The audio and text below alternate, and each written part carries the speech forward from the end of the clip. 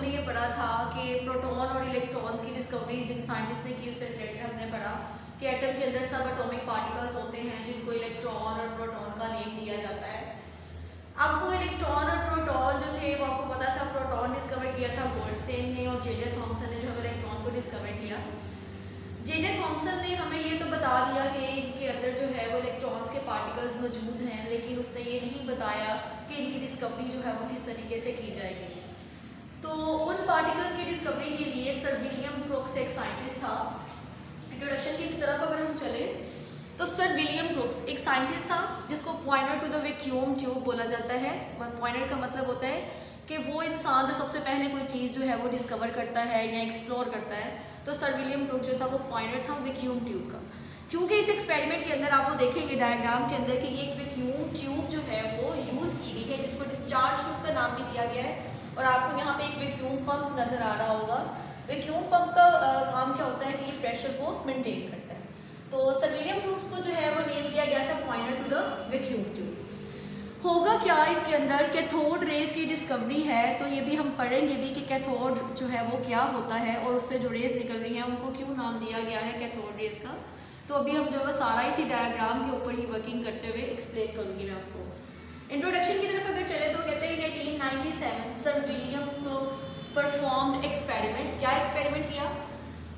He took a glass tube. उसने एक glass tube ली जो आपको डायग्राम में नजर आएगी। वो ग्लास ट्यूब है, शीशे की बनी हुई एक ट्यूब है जिसको नाम दे दिया गया है डिस्चार्ज ट्यूब का। ठीक है, ही टुक अ ग्लास ट्यूब जिसको नाम दे दिया गया है डिस्चार्ज ट्यूब। उस डिस्चार्ज ट्यूब के अंदर हमने गैस एंटर करनी है। जैसे अगर हम यहाँ देखें तो ये हमारे पास एक डिस्चार्ज ट्यूब है, इसके अंदर क्या मौजूद होगा? इसके अंदर गैस होगा। ठीक है, अब इसको देख लें आप लोग कि इसको कनेक्ट किया गया है बैटरी के साथ। अभी देखते हैं यहाँ पे इस डिस्चार्ज ट्यूब के अंदर गैस है। अब इस गैस में से हमने इलेक्ट्रिक करंट को पास करवाना है। जैसे ही हम इसमें से इलेक्ट्रिक करंट को पास करवाएंगे गैस आयोनाइज हो जाएगी। आयोनाइज का मतलब है it converts into ions. Ionize means converts into ions. अब आयंस आपको पता है एक पॉजिटिव आयन होता है, नेगेटिव आयंस होता है, तो पॉजिटिव और नेगेटिव आयंस के अंदर ये आयोनाइज हो जाएगी। फिर क्या प्रोड्यूस करेगी जब ये आयोनाइज हो जाएगी? Produce shiny rays emitted from the cathode. ये एक शाइनी रेज जो है वो प्रोड्यूस करेगी जिनको नाम दे दिया जाएगा कैथोड रेज का। ठीक है, दोबारा से देख लें। 1897 में सर विलियम क्रोक्स ने एक ग्लास ट्यूब ली जिसको डिस्चार्ज ट्यूब का नाम दिया गया। उस डिस्चार्ज ट्यूब के अंदर उन्होंने गैस एंटर की। गैस में से इलेक्ट्रिक करंट को पास करवाया। इलेक्ट्रिक करंट को पास करवाने से गैस आयोनाइज हो गई और उसने जो है वो शाइनी रेज प्रोड्यूस की जिसको नाम दे दिया गया कैथोड रेज का। अब इस डायग्राम की तरफ चलते हैं तो इसकी कंस्ट्रक्शन की पहले अगर बात की जाए तो बेटा ये इसका जो है ये आपके पास एक ग्लास ट्यूब है जिसको भी मैंने बताया डिस्चार्ज ट्यूब का नाम दिया गया। इसके अंदर 2 मेटेलिक इलेक्ट्रोड्स हैं। अब वो 2 मेटेलिक इलेक्ट्रोड्स कौन से? एक इलेक्ट्रोड आपको ये नजर आ रहा है, एक इलेक्ट्रोड ये आपको नजर आ रहा है। मेटेलिक का मतलब है कि किसी भी मेटल के बने हुए होंगे, आयरन का हो सकता है, स्टील का हो सकता है, किसी भी मेटल का ये बना होगा। 2 मेटेलिक इलेक्ट्रोड्स हैं। एक को नाम दे दिया गया है एनोड का और दूसरे को नाम दे दिया गया है कैथोड का। These are 2 terminals. जैसे हम बोलते हैं ना 2 पोल्स होते हैं, एक किनारा ये है एक किनारा ये है, तो ये इसको टर्मिनल्स का नाम भी दिया जाता है, इनको इलेक्ट्रोड्स का नाम भी दे दिया गया है। These are 2 metallic electrode, one is called as anode and anode has positive charge. इसका मतलब ये है कि जो हमारा ये इलेक्ट्रोड है इसके ऊपर कौन सा चार्ज होगा? पॉजिटिव। और जो ये हमारे पास टर्मिनल है इलेक्ट्रोड है इसको नाम दे दिया गया है कैथोड का और कैथोड हैज नेगेटिव चार्ज। ये आपने चार्जेस याद रखने हैं क्योंकि जब हमने चैप्टर नंबर 7 पढ़ना है तो उसमें हमें इसी को ही कैथोड और एनोड को डिस्कस करना है। ठीक है, कैथोड के ऊपर हमेशा नेगेटिव चार्ज होगा, एनोड के ऊपर हमेशा पॉजिटिव चार्ज होगा। These 2 electrodes are called as metallic electrodes. Construction देखें, इसमें 2 metallic electrodes हैं। One is called as cathode, cathode has negative charge. One is called as anode, anode has negative charge. High voltage battery है। देखो इन दो electrodes को connect कर दिया गया है बैटरी के साथ। ये डायग्राम में देखें, ये 2 electrodes anode and cathode they are connected with the battery. आपको बैटरी नजर आ रही है। बैटरी से जो है इसको क्या चीज मिलेगी? बैटरी से इसको करंट मिलेगा।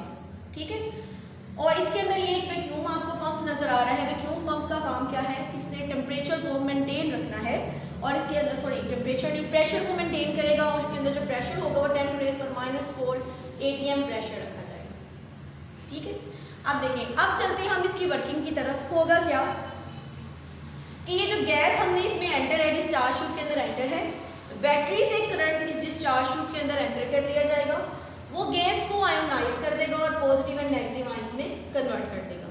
क्योंकि अभी हमने सिर्फ यहाँ पर नेगेटिव आयंस को जो है वो स्टडी करना है, तो आप देख रहे हो कि आपको कैथोड की तरफ से कुछ रेज जो हैं, जिसको नाम दिया हुआ बीम ऑफ इलेक्ट्रॉन्स, ये जो रेज आपको निकलती हुई नजर आ रही हैं, ये मूव कर रही हैं from negative to the positive terminal.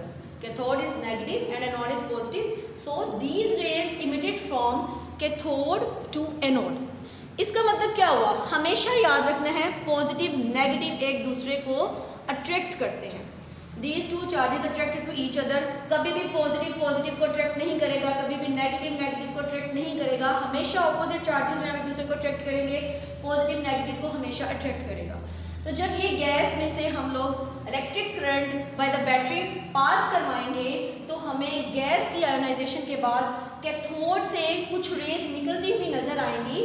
और आप देख रहे हो कि ये एरोहेड आपको शो कर रहा है कि these raise moves towards the anode, ये मूव कर रही है एनोड की तरफ। इसका मतलब ये हुआ कैथोड क्योंकि नेगेटिवली चार्ज है, इसका मतलब ये हुआ कि ये जो रेज हैं वो नेगेटिवली चार्ज हैं और ये इसीलिए मूव कर रही हैं पॉजिटिव की तरफ।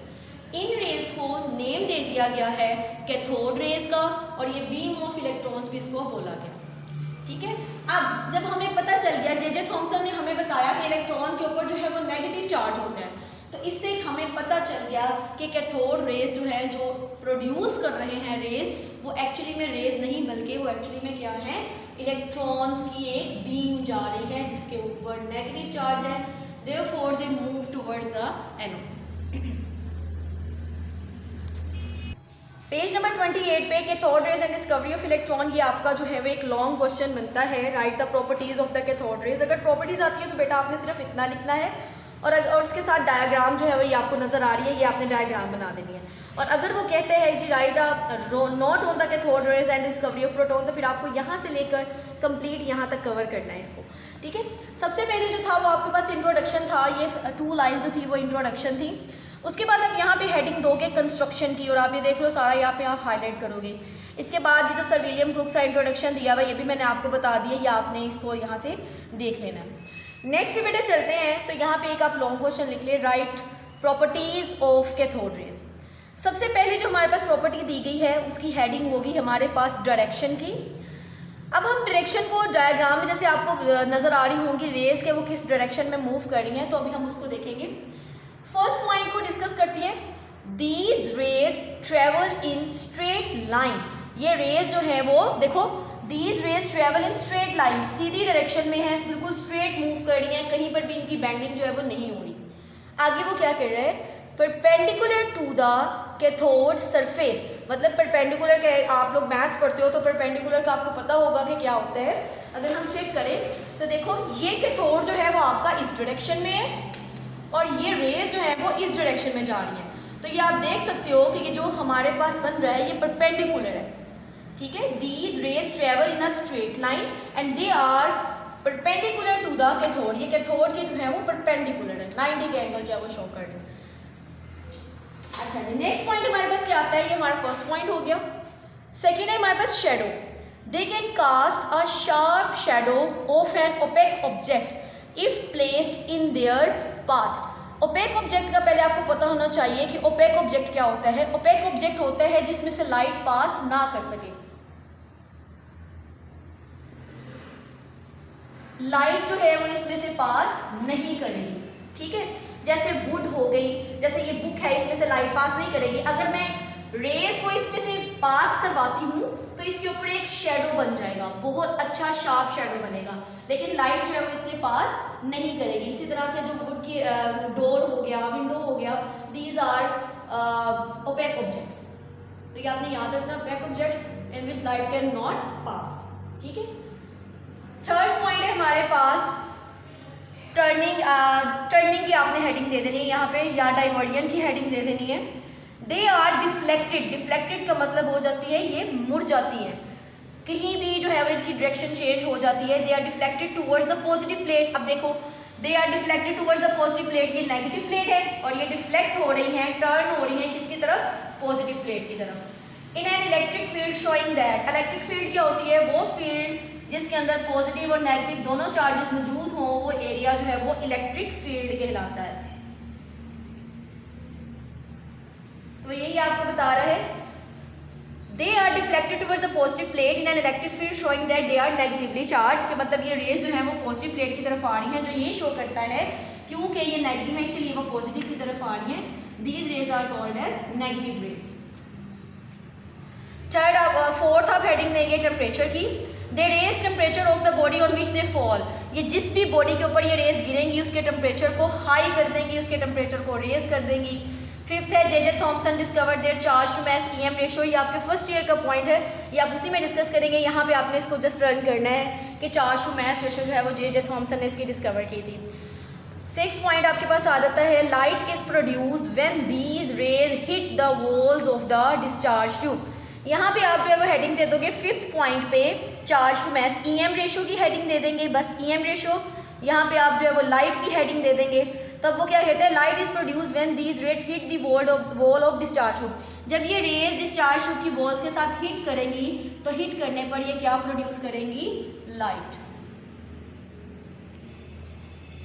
अच्छा जी, उसके बाद ये आ जाता है हमारे पास सेम टाइप ऑफ रेज है, यहाँ पे आप हेडिंग दे देंगे, it was found that the same type of rays were emitted no matter which gas and which cathode are use in the discharge tube. अब यहाँ पे क्या कह रहा है कि हम इसमें जो मर्जी गैस यूज़ कर लें, चाहे हम इसमें ऑक्सीजन यूज़ कर लें, चाहे हम इसमें हाइड्रोजन गैस यूज़ कर लें, कोई भी गैस आप इसमें ले लें, लेकिन रेज हमेशा जो है वो सेम टाइप की होंगी, हमेशा जो है वो कैथोड रेज ही प्रोड्यूस होंगी। आपको रेज हमेशा कैथोड से निकलती हुई एनोड की तरफ जाती हुई दिखाई देगी।